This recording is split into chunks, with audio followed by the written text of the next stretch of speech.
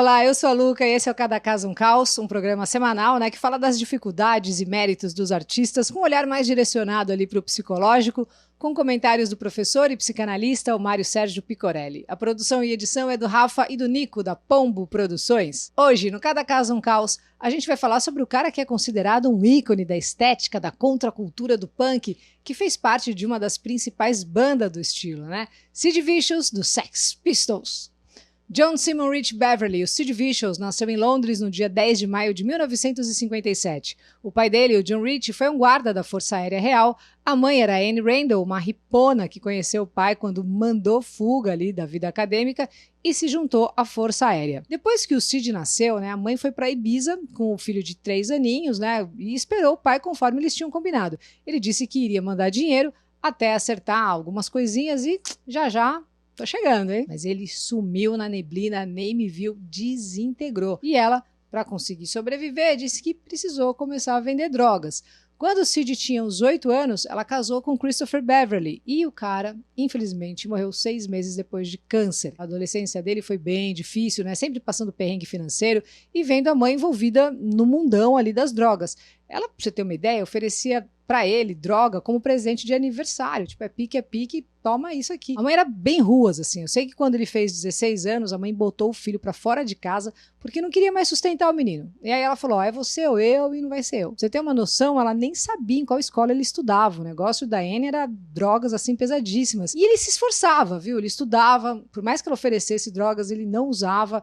E foi nessa escola aí que ele conheceu o amigo que ia tocar com ele numa das bandas punks, assim, mais importantes do mundo, o John Lydon ou Johnny Rotten, que foi o cara que também deu o apelido de Sid Vicious. E olha que interessante, esse apelido, Sid Vicious, rolou depois que o hamster, Sid, mordeu o Vicious, que até então era conhecido pelo nome de batismo, Rich.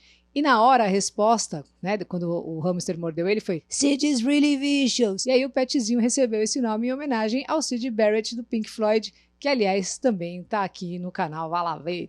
O interessante dessa história foi como esse apelido, infelizmente meio que moldou ali o Sid, que até então não usava drogas, era um cara tímido da dele, assim, e acabou entrando totalmente nesse personagem, e claro, principalmente, com o início do Sex Pistols, As pessoas piravam no Sid Vicious e achavam demais ele ser o viciado, ele foi piorando com o tempo e com a fama. Quando o Sid era o Rich, ele era um cara mais engraçado, fazia muita palhaçada, sabe aquele amigo que imita o Faustão, seu Silvio, Pelé, aí Rafa Bolo? Então, era ele. Imitava as figuras carimbadas, assim, todinhas.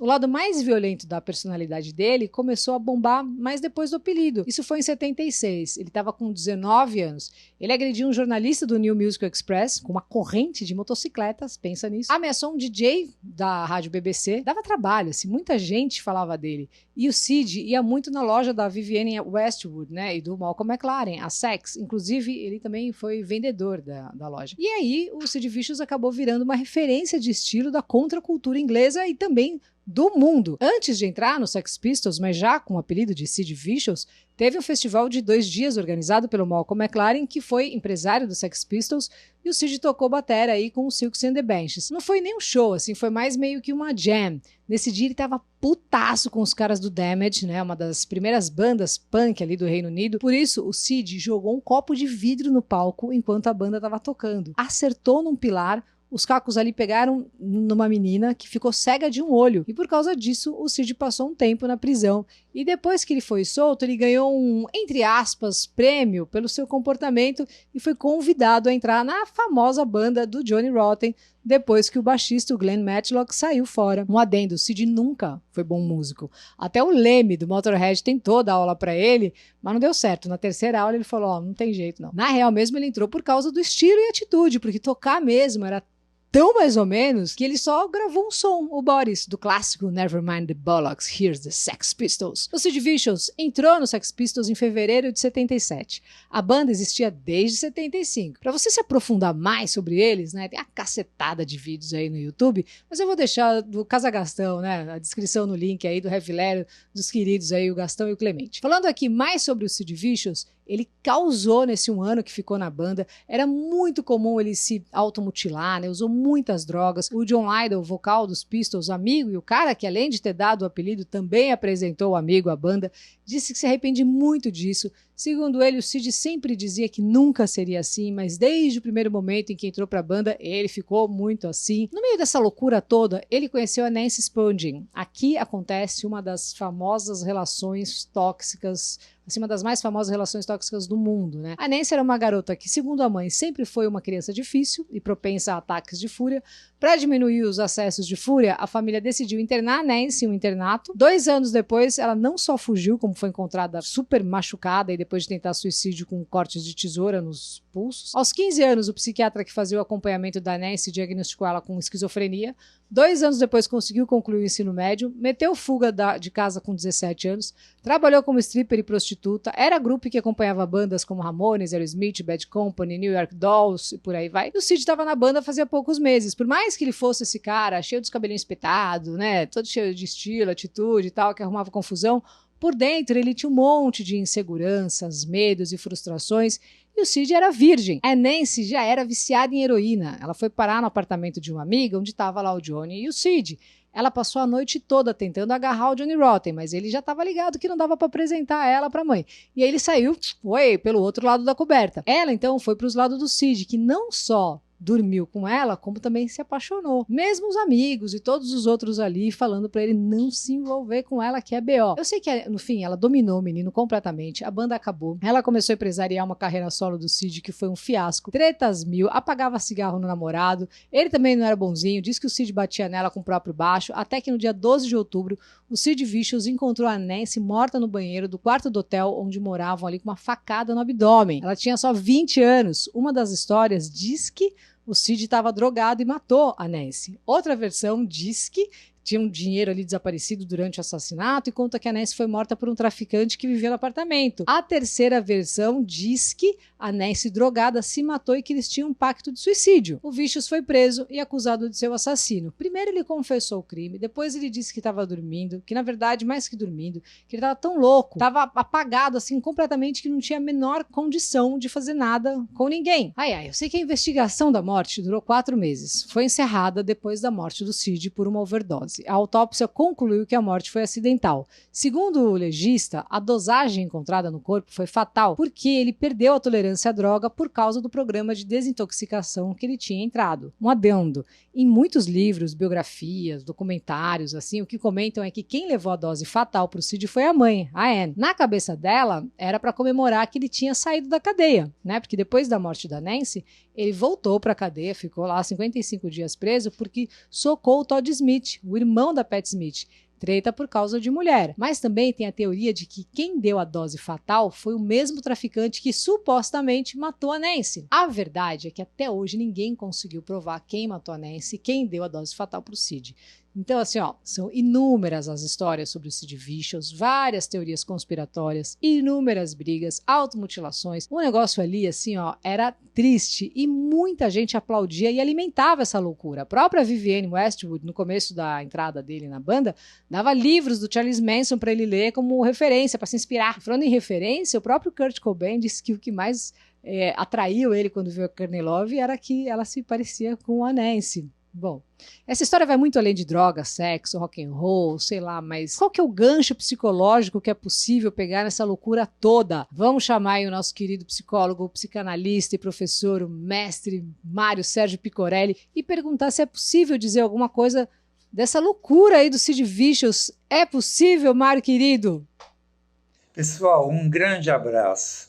Que história é essa, hein, Luca? Depois de um tempão fazendo Cada Caso um Caos contigo, achei que já tinha visto bastante da dor humana no rock. Mas tem sempre algo novo que supera o episódio anterior e que é impactante. E hoje é Sid Vicious. Eu vou começar pelo apelido Vicious, que em inglês pode ser traduzido como viciado, perverso, o mal, a vilania e também, prestem atenção, pode significar abandonado. Quais são os pontos centrais da história do Sid Vicious? O abandonado e o viciado. o apelido veio a calhar. No episódio passado do Stanley, do grupo Kiss, eu comentei que o abandono de uma criança e de um adolescente é a pior e a mais nefasta forma de ação por parte dos pais. O pai do Sid desaparece, o padrasto morre e a mãe o abandona, no sentido literal da palavra, aos 16 anos e o entrega ao consumo de drogas. Ainda no episódio do Stanley, eu mencionei que, via de regra, o abandono dos pais só externaliza e justifica uma rejeição pré-existente. E no caso do Sid, a mãe, ao colocá-lo na rua, explicita de forma clara a rejeição. Mencionei também que a criança e o adolescente abandonado pode não dar como causa do abandono a rejeição dos pais, mas pode, sim, se colocar como culpado pela rejeição. A partir daí, como resposta à culpa,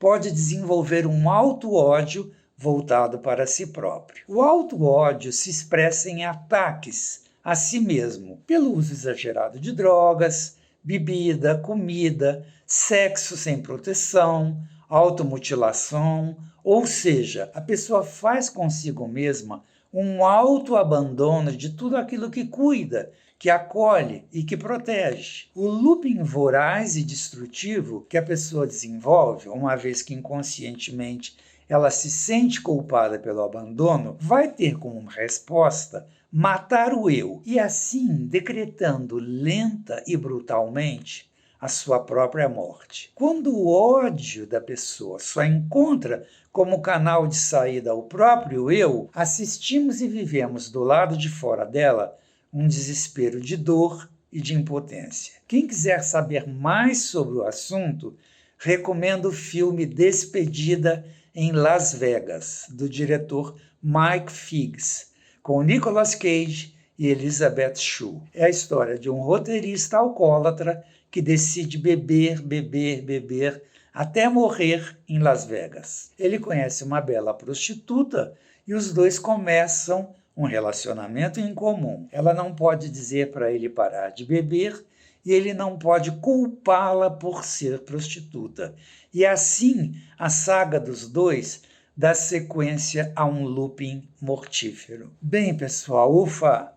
Me despeço desejando a todos a celebração do contraponto do ódio destrutivo, invocando a tudo que protege: a arte, a ciência, o amor, a máscara e o álcool gel. Um beijo a todos! Demais, amei esse contraponto aí do ódio e esse filme aí assisti faz tempo, dá até vontade de rever, muito bom. E você, curtiu esse episódio? Tomara que sim. Se esse for o caso, se inscreve, comenta, compartilha, envia o link do vídeo por WhatsApp para quem também curte música e psicologia e vamos somando aí a nossa comunidade. Quinta que vem tem mais vídeo inédito aqui no canal. Valeu, Pombo Produções, e me segue no Insta aí, hein? @luca89fm. Valeu!